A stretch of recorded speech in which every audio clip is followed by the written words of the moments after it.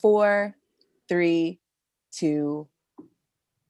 All right. Hello and welcome everyone to another Chat and Learn here with Power to Fly. My name is Mariella Marie, and as always, super excited to roll into this next hour with you all. We were getting some really great engagement before recording here, so I'm super excited to learn from our guest speaker throughout this next hour. We've got Madrid representing, that's where our guest speaker is calling from. We've got Ibiza, Spain. We've got Chicago. I'm calling from Patagonia in Argentina. We've got Buenos Aires, Argentina representing. So if you're just joining this call, write in the chat box, let us know where you're calling from, and I'll give you all a shout out in just a moment. And since we are calling from a little all over here today, I just want to make sure that everyone feels comfortable and confident in this next hour. Crazy things going on in the world, so you're taking the hour to be with us. Participation is key. I've muted everyone upon entrance just to avoid any background noise, but feel free to hop off of mute whenever you want to share your voice. If you had a dream last night, if you have some tips and tricks of your own, we want to hear from you. You're taking the time out of your busy schedules to join us. So either hop off mute or write in the chat box. I will flag whatever you write in the chat box to our guest speaker. If anyone has any sensitive information and you prefer to be held anonymous, just find me in the chat box under Mariella Marie. You can write to me privately and I will keep you anonymous and raise your reflection or your question to our guest speaker. If you do hop off mute, you will be featured in our live recording as we are recording live. And I know that we live in a world where everyone is multitasking all the time, but I invite you all to be present with us so that you can really maximize this hour. And then you can rewatch the video later on Power to Fly. Everyone who's joining us live will get a rewatch email with the link. And you will be able to, rewatch this and send it off to your family and friends so they can be inspired as well. We would love for you to follow us on socials and subscribe to our YouTube channel so you can keep up with all the great chats we've got in store for you all. I see some folks are also writing in the chat box. We got Iowa representing, we've got the UK representing. So awesome, folks are still trickling in. I love it. I just want to briefly introduce myself. So I'm originally from Los Angeles, California. I've been living in Argentina since 2012. I really love that I get to speak with women and non-binary folks throughout the week on Power to Fly and pick their brains and, just spread knowledge and encourage each other. So, I really love speaking about emotional intelligence and the importance of emotional intelligence in the workplace and inclusive communities. So I will, always try to, add that flavor into the conversation. And if anyone else is curious on how to develop emotional intelligence, I invite you to support the project that I am building that is called the Positive Force Team, and subscribe to our newsletter so you can keep up with all the great things I've got in store there, or feel free to connect with me on LinkedIn. All right, without further ado, I'm going to pass the mic to our guest speaker. Shiva, let us know a little bit about yourself, how you came to learn about Power to Fly, and what you're excited to share with us today. Sure, but first I have to say, I really want to connect with you after this. Yeah, we're going to do that. So I'm Shiva Rufa. For those of you who don't know me, I'll give you a bit of my personal background because that's kind of the more interesting part, to be honest. I'm Iranian. I was born in Iran. My father is Jewish. My mother is Muslim. Hi, Seppi. I was born during the Iran-Iraq War. We left Iran as refugees when I was 4 years old. We moved to Italy. That was our processing center. So we lived there as refugees for 1 year, went to Catholic school. That was not a good experience for anyone involved. And then I went to the United States, and that was kind of our final settling point. So I grew up in New York City, and then I went to Massachusetts for university. And my first day of school was September 11th, 2001, which was a wonderful time to start, especially as a Muslim Iranian. And then after 3 years of kind of living in that, I decided to say, I can't do this. And I moved to the UK. I finished my studies in Manchester. And that was the first time I felt at home, which was really fucking weird because if you are Iranian, you know that it's not the US that we don't like, it's the UK that we don't like. So I don't know how I managed to feel at home in this culture that wasn't mine. And that's kind of where my thinking and my research into culture started. How I know Power to Fly. So we are connected in many different ways. A couple of my really good friends work with you guys. I've seen you guys all over the place. So you're in my circle a lot. That's how I know you all. And obviously from the great work that you're doing as well. And I also hope, I know there's a lot of people who came who know me and who probably didn't know Power to Fly. So please, please, please do look them up and look at what they do. And what I'm most excited about this is the chance to just talk, because I'm always teaching, which means that everyone else is doing the work. So I get to actually talk and share some experiences, but more than that, I mean, the questions that you all shared was just, they were heartbreaking, they were super intelligent, and they were beautiful at the same time. So I'm excited to be able to at least help a little bit to solve some of that stuff that's coming up. Well, Shiva, I'm happy to be here with you today and sharing this digital space. Hopefully one day we can share some physical space together, maybe here in Patagonia, who knows. I'm also curious to know what your wall is filled of there with all the post-its. I would just like to take this time to read all of your inspiration, like your to-do list. I love it. But maybe on a later call here. Can you first walk us through the main points that we're going to go through for the next hour here? Sure. I mean, well, in general, what we'll do is, I don't know if I can move the slide forward, but in general, what we're going to do is go through some tools, some strategies, some insights, possibly a little bit of BS on how to increase your cultural intelligence, and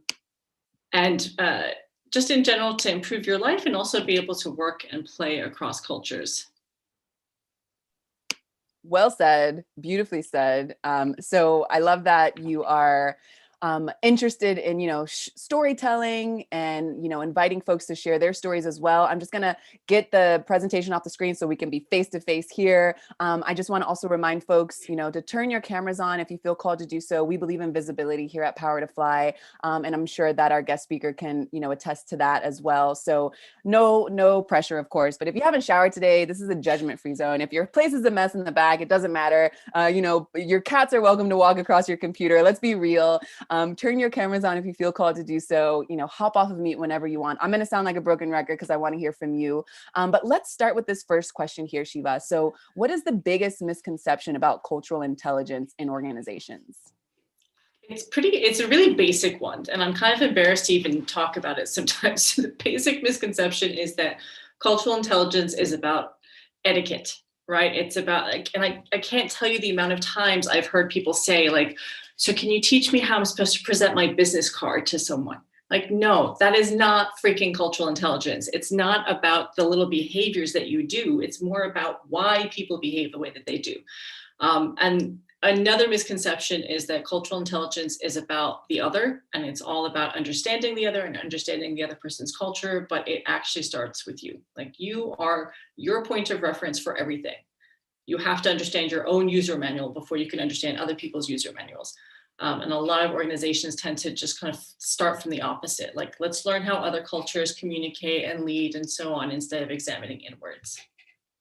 Yes, I love that you're directing us back to ourselves. I find that is a common piece of advice as I speak with folks, just on how to crack open these big taboos on, like, how can we be more, authentic, and how can we bring our best selves to work? And I love that it's usually put the mirror in front of yourself and come back to yourself. Yeah, exactly. That self-awareness, pillar that is actually the first pillar in emotional intelligence. You start there, and then you can build on to having empathy for others and social awareness and motivation and all that jazz. So thank you for that reflection. I also want to remind folks who are joining today, if you hear your question come up, and you want our guest speaker to dive in deeper, feel free to chime in. If this wasn't your question and you have some of your own tips or experiences to share, we want to hear from you. Until then, let's move on to this next question here. So how can we develop our cultural intelligence? That's an interesting one, because like anything else, there's no silver bullet for this. It's not like you can read a book and magically you're culturally intelligent. In fact, and here's the thing, a lot of people who are super international and have many different layers, we tend to think that we are just culturally intelligent, period. And we're not. It's something that everyone has to work on. So I'd say the easiest thing to do is, there's a lot of free resources online you can look up, and this is like a very tangible thing that you can do. So Hofstede Insights, Trumpinars, Aaron Mayer, and I can also put those into the chat later on. Look them up. They have some really great free resources about the different cultural codes. And those are things like direct versus indirect communication, individualism versus collectivism, your concept of time, is it more linear or is it more circular?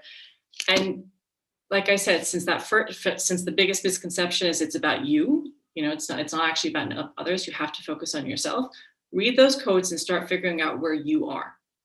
So are you more linear or are you more circular with your time? Do you Are you afraid to say no? Is it really difficult for you to say no, or is it easy for you to say no? Do you believe in more hierarchical structures or more flat structures? So where are you on these different points? And then once you know more about yourself, then you can start noticing where there might be kind of cultural clashes with others.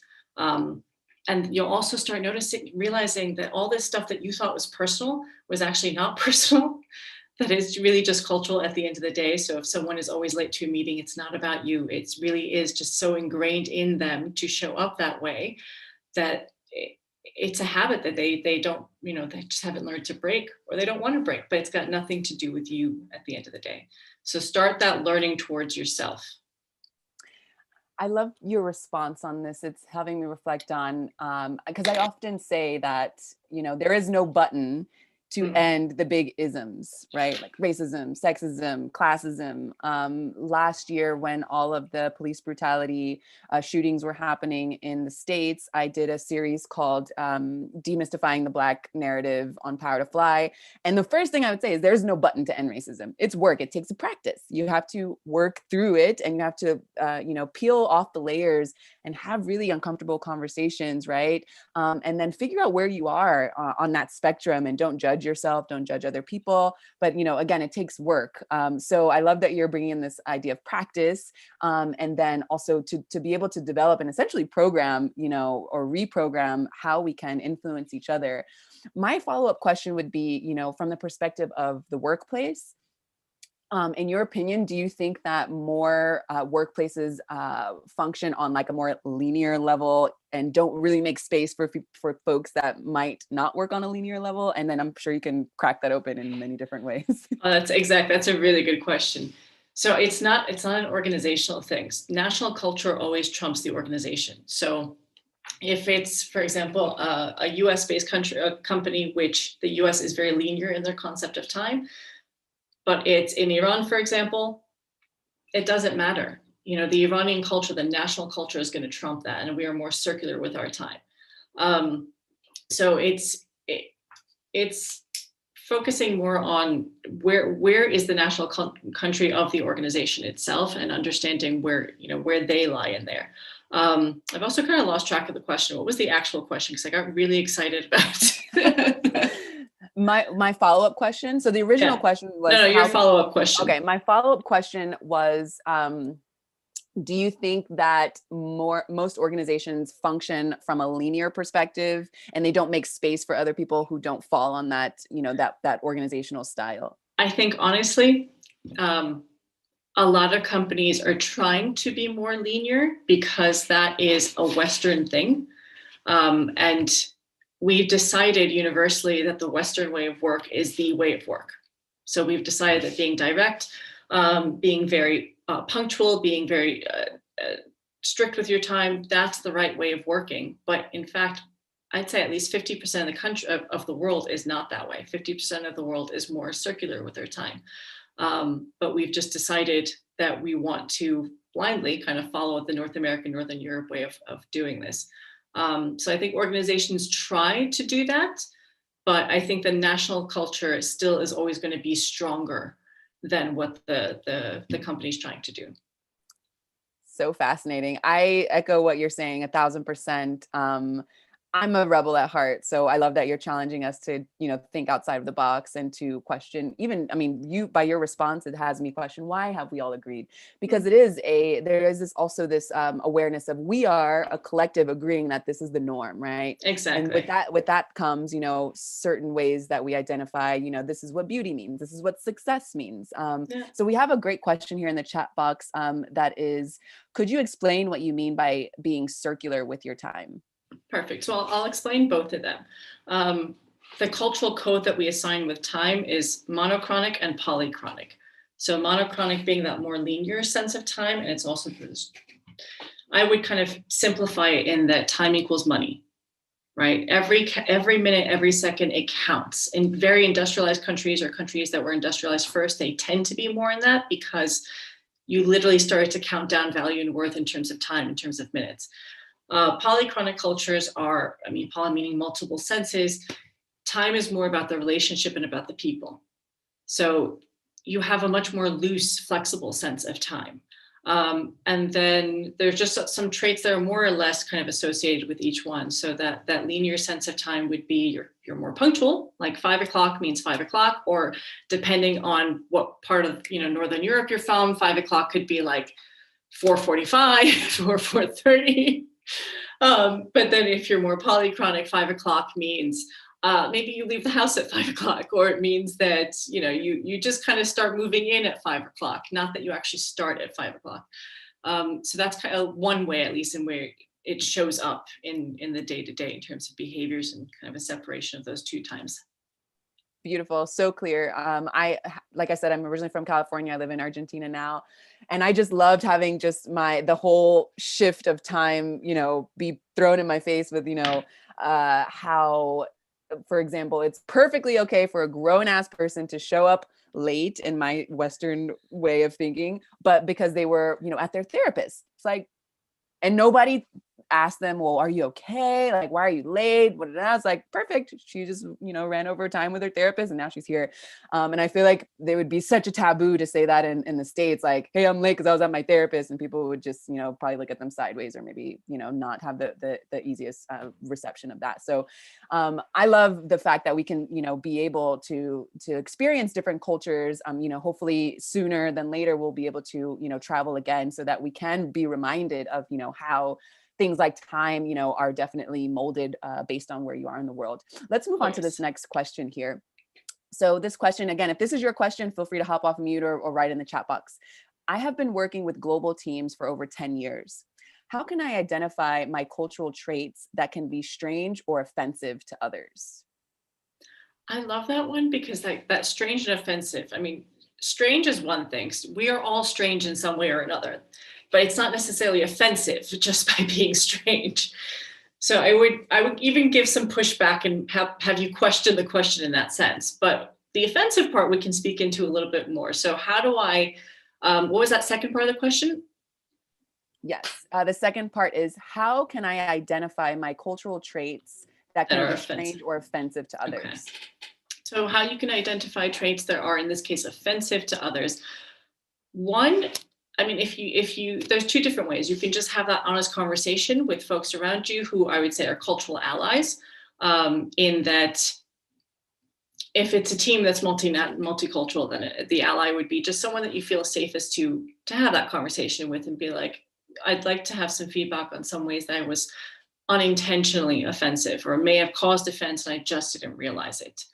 But another thing that you can do is, if you're just not ready to have that kind of conversation, I kind of push you to do it, because there's just no freaking easy, comfortable ways through any of this, to be perfectly honest. But another thing that you can do is to just take a step back and start noticing people's reactions, right? Notice their facial gestures. Notice if they kind of close up, or if they laugh, or how do they respond or react to different things that you do and you say. And if you start noticing patterns, then you'll get an idea of, oh, this is not okay. I mean, this is a really simple example, but I curse like a fucking sailor. I mean, I curse a lot. Like, I've got a program called the Mindfuck, the Master Mindfuck, the C word. I love to curse. And I know that for some people it's offensive, but for others it's not. And so I need to kind of figure out and gauge who that's for. Now, I'm not going to completely tone it down, because I just love it. But I also don't want people in the room to feel like attacked. So I will always drop a little bit of cursing and really pay attention to how people are reacting to it. Are they laughing at it, or are they kind of getting stiff? If it's face to face, you see the body language a little bit more. I remember I did this in Italy, like in Spain, I curse like a sailor. No one cares. I go to Italy, I do it, and no one's laughing, no one's reacting. I'm like, okay, so I'm just not going to curse. That's something I don't do here. You have to start paying attention to how other people are responding and reacting to you. That's the key of knowing if you're fucking up, basically, or not. And just for clarification, you're not saying to like hold yourself back and not be yourself, right? Just because if someone might interpret it that way, to set your boundaries essentially and put yourself in the other person's shoes so that you can be receptive, well received. I spoke with a woman yesterday who was originally from Chile and now she's living in Canada, and she has done she's one of us that have been living in different places, and she has this awareness of like, okay, I know that I I'm not the smiley, giggly, bubbly person. So because I'm, but I am having a good time, but someone on the other side might think that I'm like being bitchy or something like that. So she has these like check-ins, and I love this piece of advice. Am I being, she figures out how, like, what are her values, and she wants to make sure that she is portraying those values. So am I, creating engagement? Am I showing people that this is a safe place? And then she is able to, help give that vibe without being, this smiley, bubbly person that she is not. So I love that piece of advice as well. Yep. So focus on what's important to you. What are your values? But then also recognize that those values can be demonstrated in different ways, right? And one of those ways might be offensive to a certain culture. You don't lose anything by not doing it that way and instead doing it another way. Beautiful. Let's move on to this next question here. So I just also want to say, for our live callers, we want to hear from you. We've got a lot of questions you all have submitted offline, but if something is coming up in the moment, as I have clearly a lot of things coming up as I hear Shiva respond, like, please write that in the chat box. We'd love to hear from you. I see that Kylie has dropped a link there. That is, she says, reading Tema Okun's White Supremacy in the Workplace helped me so much on my journey of learning more about myself and how we all show up in the workplace. I'm not sure if it's relevant to others. So she dropped a link there. Thank you so much for sharing that link. All right, let's move on to this next question. So what is the relationship between being culturally intelligent and an inclusive leader? I like that one. So one of the things that cultural intelligence helps you with is, like I said, taking that step back, looking at yourself, looking at who you are and how you are. And then a kind of side effect of that is realizing something we all know, but comes to life the more you know yourself, that not everyone has the same user manual as you do. We all have a different user manual. Right? We're all playing the same game in a way, but we all have slightly different rules of how we're playing it. And once you start accepting that about people in general, because you accept that about yourself, so you have to accept it about yourself first, and then the next step is accepting it about others. And then that just creates space to be more empathetic to others, to actually listen to others. And then that creates the space for inclusion. The opposite of inclusion is ignoring how other people want to be treated and need to be treated, and kind of only focusing on how you want to do things. And cultural intelligence, the whole premise of it is it's a we, it's not a me. So I would love for you to weave in, because I've listened to some of your online talks, and I definitely encourage folks to support Shiva's work and listen to what she's saying. I love how you highlight the importance of storytelling and how that can, build bridges. One of my favorite authors and just folks these days is Yuval Noah Harari. He comes from Israel, and he's a historian. He's queer. He's talking about, like, this is what we need to focus on, and it's a global concern. It's not like no one person or no one nation can tackle these big problems, like the technological advances that we're being exposed to, the low empathy that these tech giants are having as they're building all these products. Yes, I'm calling people out because we need to do that more. And one of the main things that he talks about is, as a historian, I love his perspective. And I love that his perspective is not from the States or from, Europe. I love that his perspective is from Israel. He mentions, as a historian, that the one thing we're great at as Homo sapiens is creating fiction and storytelling. And essentially, hoping that folks will buy into that fiction. So like, the fiction of a corporation, let's say, or the fiction of a nation. And I know that's really deep. Feel free to listen to some of his chats. I don't want to offend anyone there, but I definitely love that the solution is we need more stories. So it kind of ties into what you're saying about this cultural awareness of, sharing your authentic self, being able to, weave our shared stories and, be uncomfortable a little bit learning about our differences, because we are more alike than we are different. I'm just ranting now, but I wanted to throw that out there. I love it. I'm like, there's 10 things I want to pull out there and I don't know what to do. Come on, let's do it. And then I'll move on to the next question. I would love your reflection on that. One thing that popped out for me, because it was also about I don't know why I heard a little bit more of the stories, the idea of the stories. But the way that I define and talk about stories might be a little bit different, in that it's the stories that we tell ourselves about how things should be. And those stories come from our cultures. this is the most powerful thing for me about culture, is that we don't realize it is mental programming that has been instilled into us, that we have inherited from others, that we did not actively freaking choose. We have been programmed since birth, and from the different groups, not just from our national culture, but from our parents, from our families, from our friends groups, from everyone around us. And we don't actively choose these things. So when people talk about know yourself, that's what they mean. Realize what you were programmed to believe, and then take a pause and go, do I actually believe that? Is that my belief, or is that one that I inherited from my cultures? That's the point about knowing yourself. And then those are the stories. For me, it's just easier to simplify the idea of beliefs into stories, because it's just what I'm telling myself. That's all it is.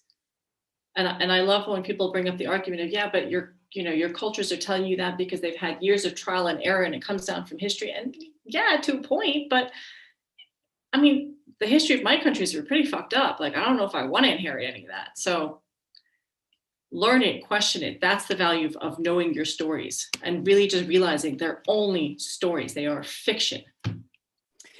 Yes. Digital confetti, hallelujah, praise our, community pensive thought here. Thank you all for holding on for this ride. We're going deep. This is totally a mind fuck. At least I think that we can totally dive in deeper there. I'm interested to learn more about that you're creating. But what I want to say is, at any point that we're speaking about this, I would love for you to bring in, what's happening now with technology. We see what's happening with social media. I don't know if anyone was able to see the hearing that happened, I think last week in the States, with some folks in Congress, and then the CEOs of Facebook, Google, and Twitter.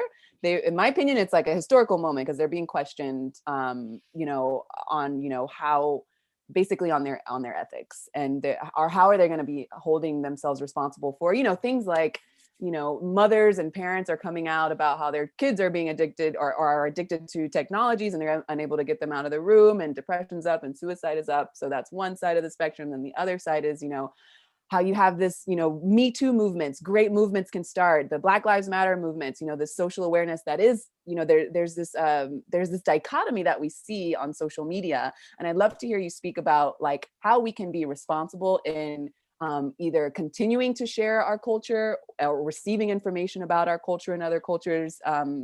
Feel free to dive deep there, or we can reflect on it later. I've never thought about that one. So how to be more responsible in terms of sharing our culture and interacting with other cultures on social media.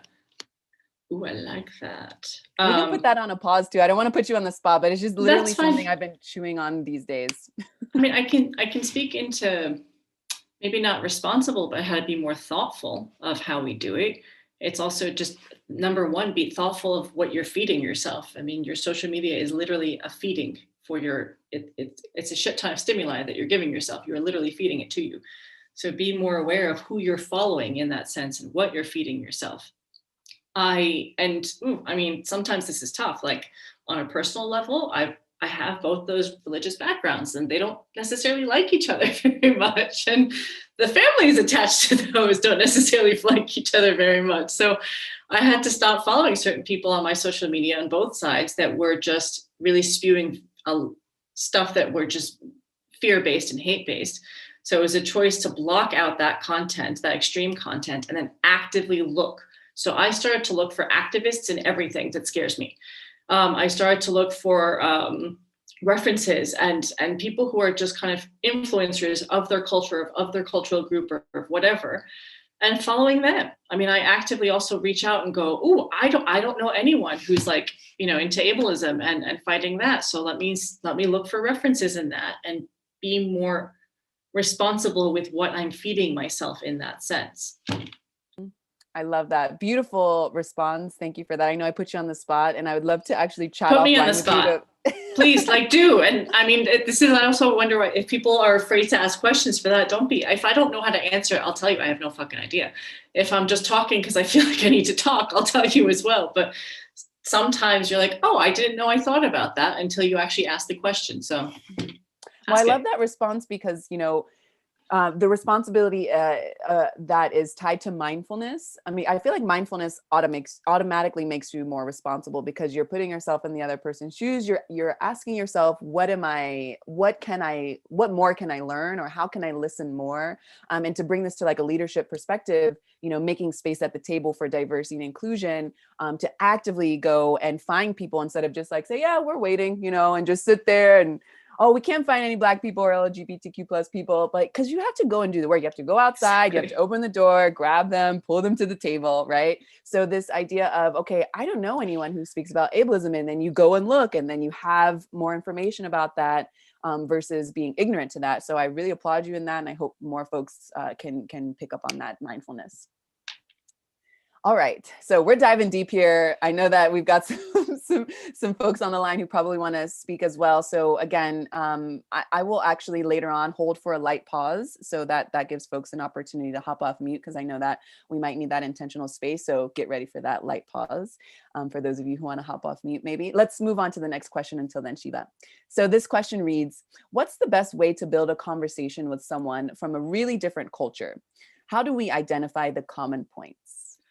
I love this one because it's such a typical one. And I say that in a good way. Like, I'm glad someone asked that, because it's one that it's another question that I go, maybe we should be asking a different question.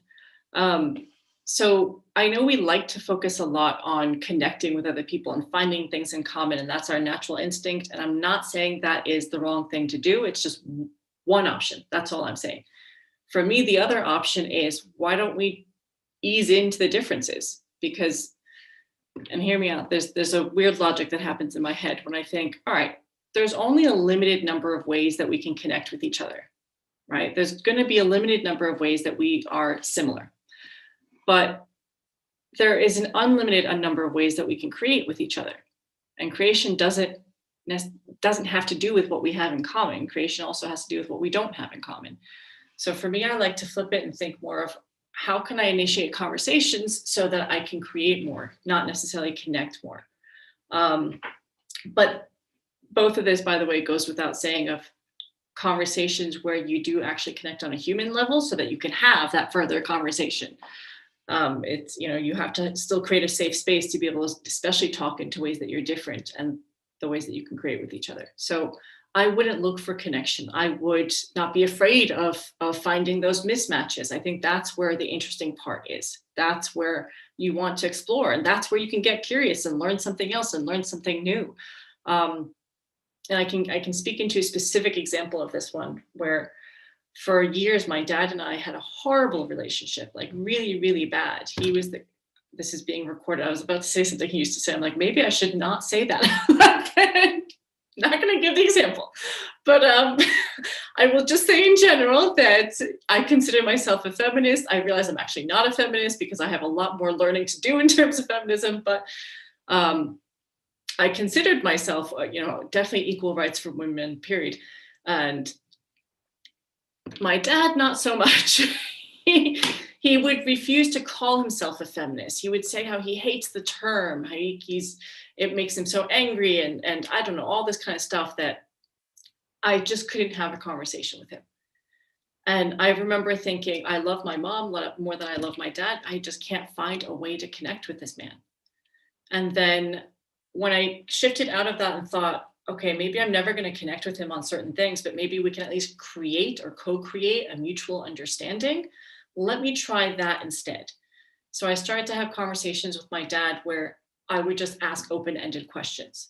And I would really need to kind of hold myself back and like suspend judgment and remind myself I'm here from a place of curiosity, nothing else. I have no point to make. I have no arguments. I really just want to understand. And so I would ask him those questions. And then turns out my dad, in many ways, is a feminist. He's just resentful of the fact that he's had to live into toxic masculinity for so long. He's had to live into these very masculine roles that come from our national culture. And he's like, he resents the fact that growing up, he was the one who had to make the money and he couldn't stay at home and spend time with my sister and I. And that's where he was like, it makes me so angry to focus on feminism, where for me, the problem is actually masculinity. I was like, oh, well, all right then. took me like 30 years to get to that point, because the whole time I was trying to fucking connect to the man instead of like just learn his point of view and create something.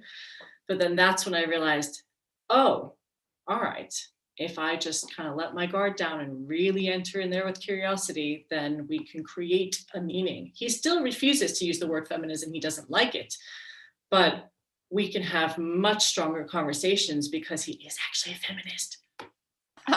Well, first of all, thank you for sharing this story. And I am a firm believer that language is tricky, right? Language can either free us or it can keep us, enslaved or in boxes.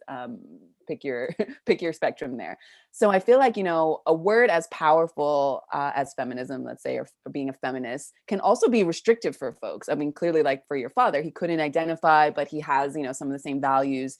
So I love that, you're able to share this story, because I feel like your father is not alone in that argument, and that with how graceful you were. I mean, it took you a while, obviously, to get there, and hopefully someone can hear this and go into it a little sooner. But otherwise, sometimes it takes a lot of time to be able to. I love that you said suspend judgment, which I had this visual of it, and it's like, oh, what if we could all visualize that, suspending judgment, and being curious and practicing active listening, and especially from when you're jumping from generation to generation. Like, we are living in unprecedented times, and every time I know every generation can say that, but I mean, really, look at us today, look at what's happening right now in the world. And so, to be able to have that conversation with your father, with something that is so relevant. I mean, I'm in Argentina, and femicide is high. People are burning down forests so that people can mine. And so I realized that ecofeminism is something that is kind of adding a little softer layer to this, like, feminism, like hardcore pushing out, or at least that radical side that often people, probably like your father, think of, and like, I don't want any part of it. So this way of thinking of, okay, how can I have a more holistic perception of that, and not think that I need to take sides, but if I want to do well and be an active participant in, how we can come together on a global level, words are limiting, but also it makes for a great conversation. Oh, yes. I'm just going to flag some things folks are writing in the chat box here. So we've got from that's great. The learning and open-ended questions can allow for empathy and understanding. We've got another comment here. Ease into the differences is a great way to think about it, especially helpful if you are in a space where you've tried and failed to relate too many times, or to too many people. That feeling of being left out can be isolating. So drawing someone in is a great anecdote. Beautiful. And then we have another comment here. Love this. The creation part is a very interesting thing to put into perspective. Shiva, I would love to hear your responses to these comments. Well, one, I'm glad that the creation stuck with you, because it was a huge shift in my life. So it's one of those lessons I really want to share whenever I can. And I really love this comment, this last one, of the feeling of being left out can be isolating. So drawing someone in is the great anecdote. And thank you. You said it better than I did. That's exactly what it is. It is drawing people into you. And guess what? People want to be in that space. They do. No one goes, I don't want to be in that person's circle, or like, I don't want to be liked and appreciated by this person. I don't want to have a good relationship with them. No one goes, I want to have a bad relationship with someone. No one ever freaking thinks that. And sometimes it just, if they're not going to make the move, they don't know how to make the move, right? Or they're not equipped to make the move. Then you have that opportunity to give it a try. And I know it's really painful when you've always been the one to try as well. But sometimes then it's that, okay, how else can I try? How can I try in a different way? Absolutely. Beautifully said. All right. So we've got about 20 minutes left. I just want to let everyone on the call know that. So I'm actually just going to hold for a light pause here to practice some emotional intelligence. If anyone wants to use this light pause to hop off of mute, now is your time to shine. I want to give you the space to do that. So hop off mute if you feel called to do so. I would love to hop off mute. I've had so many questions throughout this whole thing. And first of all, thank you so much for offering this topic. And I wish I would have had this opportunity to listen to all of this knowledge 20 years ago when I first moved to Spain. So I had an experience very recently that I didn't think I was going to have anymore because things have evolved so much since I first moved to Spain. Just a very quick background: I'm also Iranian American, raised in New York, Sephardic Jew, and I moved to Spain in 2000 to follow my passion for flamenco, and I've become a professional flamenco dancer since then. And the flamenco, so moving to Spain in general is a huge culture shock from New York, but diving into the flamenco culture was like this subculture that I really, really had to adapt to as somebody who's, outspoken and has a university education and different interests and cultures. So diving into this very, very specific culture, I found, well, first of all, a lot of unfortunate if I could, I guess, to use the word ignorance in terms of what being Jewish is, let alone people not even really knowing where Iran is and confusing it with being Iraqi or, Arab. But just specifically, I would like to focus on this particular thing about being Jewish and all the stereotypes that still to this day exist in Spain. Interestingly enough, people are always like, well, how was it, being and coinciding with the gypsy culture, which is a very, I say gypsy, I know politically correctly you have to say Roma, but in Spain they say gitano. And curiously enough, it was the gypsies that most welcomed me because they found a very close connection with the Jewish culture that I had, because we were both of our cultures were expulsed from Spain during the Inquisition. We have very tight connection to the family historically and all of that. Unfortunately, I found a lot of situations where people made jokes in the beginning that I was very shocked about. For instance, I didn't want to lend somebody one of my flamenco dresses, and they said, "Oh, come on, Leila, don't be so Jewish." And that was my first experience of being shocked with this culture difference, and very soon understanding that, of course, it's because they're not used to being around. They weren't used to being somebody around me, and it wasn't like a racist comment. It was just part of the culture. So I had to kind of, and depending on the situation, I would explain myself and say, listen, I don't really agree with that form of expression. And then sometimes I would, like with the cursing, kind of like moderate my my expression depending on what the situation was. My specific question now is that one of my best friends is a gypsy and a musician, and we've known each other for a very long time. And we had a conversation the other day about, proposing a show to the ayuntamiento, to the government. And he said, well, Layla should do it because she's really good at selling herself since she's Jewish.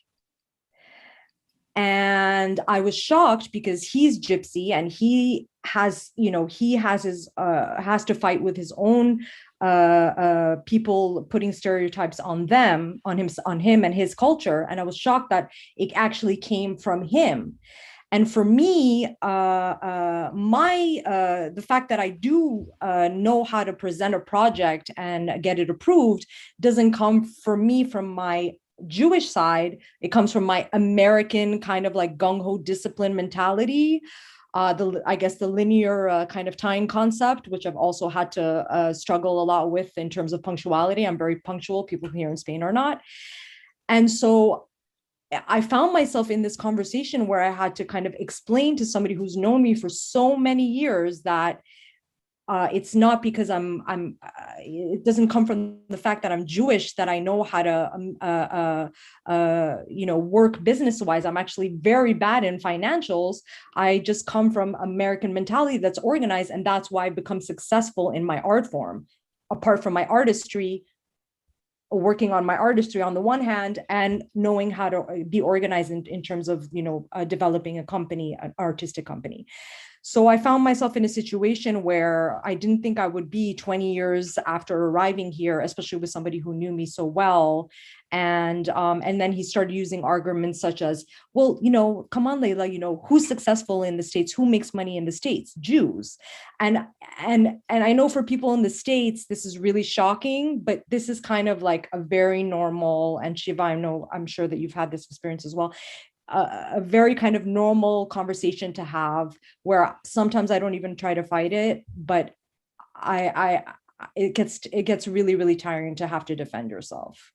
Well, there's a few things there. One, thank you for listening. Welcome on. I feel like that's also like 20 years of this kind of shit just built up, So a bunch of different things there. One, so even if he's known you for 30 years, it doesn't matter. His cultural programming has been his entire life, right? Knowing one person does not change someone's entire cultural inheritance in terms of mental programming. And this is mental programming that comes down in ways that we don't even realize. There's jokes, the jokes that we make. There are a lot of them are racist and sexism. A lot of have some nasty shit in there that we don't realize. The stories we tell ourselves as kids, all of that. So I was gonna say, I just wouldn't be as offended in the sense that he knows me for 30 years. Why hasn't he been able to change this thinking? Because that national programming, you can't change that. Him knowing you, that doesn't change his entire life's worth of mental programming. Mm-hmm. Another thing you said, that like, it's not racist, it's just part of their culture. Oh no, it's still racist.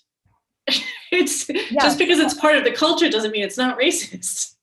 And I said that word for the first time. I was like, what you just said is racist. He's like, how can I be racist? I'm gypsy. No. But this is also a conversation that is, number one, extremely new in Spain, right? This is not a conversation we're used to having. This is a country that thinks that has no problem with immigration simply because, their dictator died 30 years ago. And before that, they didn't really have immigration. It's just, they have learning to do. They're really at the beginning of it. You have a completely different perspective of this. You're more used to these conversations. You put yourself in these conversations. They don't. They also have a very indirect culture. Spain in general, communication-wise, is kind of more in the middle of direct, indirect. US is direct. New York is super direct. Spain is in the middle.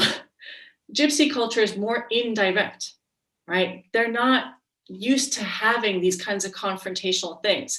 And I don't know very much about Gypsy culture. And so I'm also just kind of extrapolating from what I understood of the few people that I've met.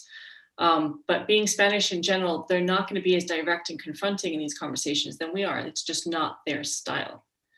So he would probably really appreciate having this conversation over some wine or some coffee or just something a little bit more chill, relaxed.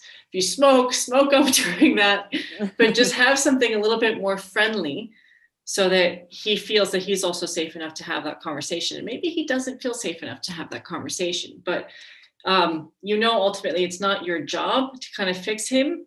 It's great if we start stepping up in general, which you are, which is awesome.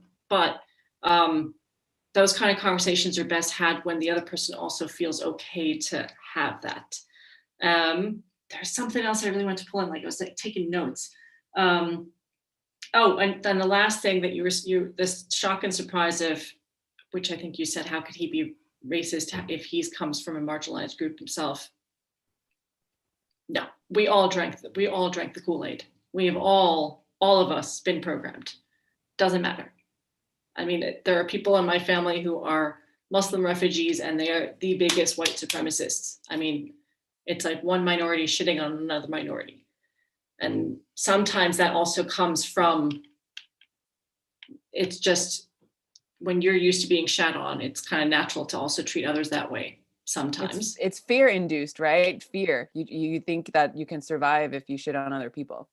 Yeah. And I don't think that was the case in this sense, because I think it was really just the cultural programming, but often that is also the other reason. Mm-hmm. Thank you so much. And thank you for sharing, Layla. Yes. And congratulations on all of your beautiful achievements, Layla. I'm just going to also read what's, you're getting some praise here in the chat box. Layla, thank you for sharing your story. It strikes me that you are incredibly thoughtful in how you were able to dissect what was happening in these interactions to respond in the moment. It doesn't take away the hurt, the sting, but still kudos to you. So yeah, I definitely echo that as well. I think that we're at a crossroads. We're in these unprecedented times. And I think like, if we can if there's a way you can see your friend as a mirror, like what can I learn from this instead of, just kind of pushing it off and maybe putting it under the rug? Maybe there's a nice exchange that can happen, and it doesn't mean you need to cut the cord, unless you need to cut the cord, of course. No, I don't want to cut the cord, but sorry if I can respond, but I do, because I'm going to have a very long relationship with him and his family. I do want to be able to I know it's not my job to change him, but it would mean a lot to me if he did realize that it's not because I'm Jewish that I'm successful. Do you know what I'm saying? But yeah, maybe doing it in an environment that wasn't like there weren't other people around would help. Yes, definitely. I would avoid that kind of conversation in a public space. It's a personal thing you have. And one final tip, and this is just for everyone in general, if you're getting into kind of an uncomfortable conversation or one that's triggering emotionally, if you haven't heard of it, look up nonviolent communication. Nonviolent communication. It's a wonderful tool for listening and communicating that it's almost formulaic, but even then using the formula, it kind of just takes the emotion out of it. You're still expressing, you're talking about your feelings, but it takes the emotional sting out of the sentences. And it just really makes it easier to have a conversation because neither one is on the defensive when you're speaking using nonviolent communication. Thank you for that last tip. Oh my gosh, this has been such a wonderful conversation. We've got about 6 minutes left. And I think it's just really timely to touch on, we've got lots more questions and we won't be able to get to them, unfortunately, but maybe we can have Shiva back or we can figure out some other way to have her answer these questions. But I would love for you to tackle this question here because as Layla was sharing her personal story, I think, that a lot of us receive microaggressions in the workplace. So this question refers to that. How do I keep myself professional when receiving microaggressions at work? Wish I didn't need to maintain this attitude, but I know I'll be judged more harshly than the aggressor. Every part of that question is frustrating. Every single fucking part of that question. Okay, so how do I show up more professionally towards microaggressions? The word professional is like triggers me in general, by the way, because I'm like, what the fuck is professional? Microaggressions aren't professional. So how do you respond to something unprofessional in general? And unfortunately, you're right. Yes, you will be judged more than the person who's doing the aggression.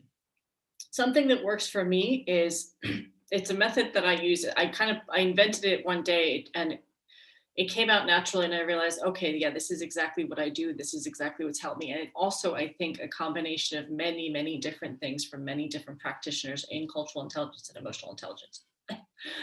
And that is called ASK. A standing for assume positive intent. S, soldiers down, and K, kill your ego. Now, I need to unpack this a little bit because I also realized that when you're like, all right, they're the one who's fucking up. Why do I have to assume positive intent? Why do I have to kill my ego? Why is it about me, right? It's not about you. It's actually all about them, right? This is not about you. It's not personal to you. That's why, number one, we're assuming positive intent in the sense that this person did not wake up and think, I'm going to fuck with Layla today. I think I'm going to like poke her, push her buttons here and there. I'm going to say inappropriate things without realizing that they're inappropriate. So assuming positive intent in the sense that that person does not have any intentional malintent towards you.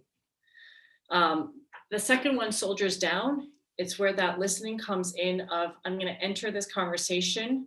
When that conversation, by the way, for me is calling them out on it, because we need to start calling this stuff out. And also those of us who are in more socially powerful positions and those who are white and white passing, we need to be the ones to call that out in other people as well.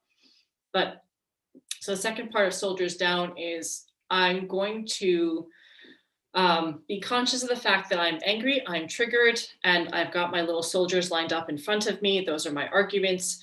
They're picking up their guns. They're loading their guns with the words that I'm going to be then pointing. And then the second this person shuts up, I'm going to shoot them in the face with it. So just being aware that we all do that and consciously telling ourselves, put my soldiers down, right? I don't want to be on the defensive for this, because when I'm on the defensive, I personally, and most of us, do not get across our arguments well enough. And then the last one is kill your ego, in the sense of it's not about you, it's about them. It is not personal to you. Doesn't make it okay, doesn't make it hurt less, but just that knowing also helps to lower that defensiveness. And I'm not saying we don't have a right to be defensive. I'm not saying that, this is okay in any way. What I am saying is, and I think this feeds into the question of, I need this person to understand that what they did and what they said is not okay, but I need to communicate in that way that they will actually listen. And the assuming positive intent, soldiers down and kill your ego, is more than anything kind of like a mechanism for me to calm down so that I can approach the situation a little bit more from neutral. Even if for me, there's a clear right and wrong to it, I can at least approach from a more centered space. Wow, dropping so much knowledge. I love the way that you see the world and the way that you're able to, help us to ground and connect and be, unapologetically ourselves at the same time. So we've got about 1 minute left. Please leave us with some food for thought, and then let us know how we can connect with you when this conversation wraps up. Excellent. So one last food for thought, really strictly in terms of cultural intelligence, is, that horrible saying of, it's horrible and you'll see why, treat others how you want to be treated. That for me is the worst freaking advice in the world. You don't want to treat others how you want to be treated, because that assumes that you are the center of the world, and that assumes that everyone is just like you and likes things just like you do. So I would flip it into treat others how they want to be treated. And to do that, you have to make the time and space to actually get to know the other person, and they the same to you, right? Treat others how they want to be treated. So that's my platinum rule instead of the golden rule. And to wrap up, well, one, thank you for these questions. I mean, this was freaking awesome. And people who just met me, Layla and Philip, hopping on, people who've never met me as well, hopping on. Thank you. Thank you for participating. Thank you for your comments. And to connect with me, find me on LinkedIn, Shiva Rufa. I'm literally the only one that exists, so it will not be hard to find me. And I've got some free stuff coming up this month as well that you can join, and I would love to see you there. Yes. Oh, I wish that this could continue, but I know that we're going to stay in touch. So I definitely invite everyone to connect with Shiva. I also invite folks to connect with me. Let's keep motivating each other, keep sharing stories, keep, making space at the table to be authentic. I appreciate you all, and we'll see you